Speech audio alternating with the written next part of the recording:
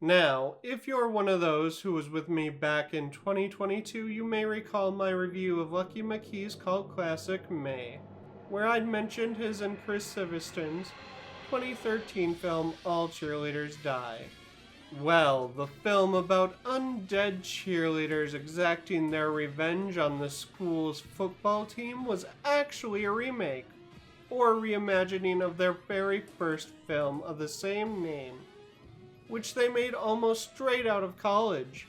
One I endeavored to take a look at before rewatching the remake for this.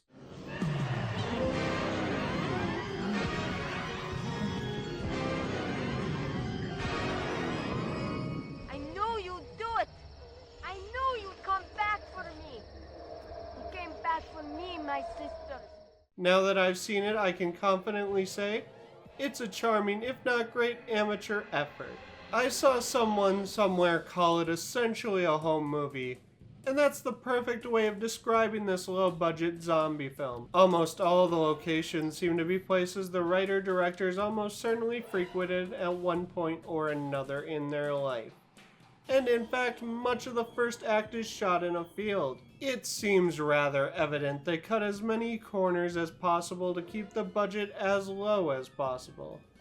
And that's completely understandable, considering the nature of super low budget independent filmmaking. The plot and characters are about as thin as it gets, and the pacing is all over the place.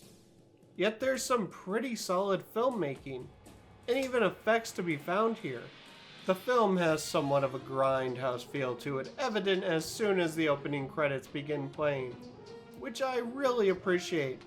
And the score is great, as long as you enjoy May, the remake, low-budget horror, and go in with very tempered expectations. I absolutely recommend 2001's All Cheerleaders Die. Questionable acting and all, especially since it's not all that hard to find online. Next, we'll take a bit of a detour, before taking a look at the remake, to examine an episode of television Mckee wrote and directed after his cult classic May.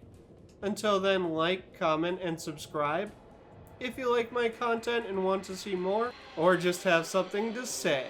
With all that out of the way, this is Mad Silence, signing out.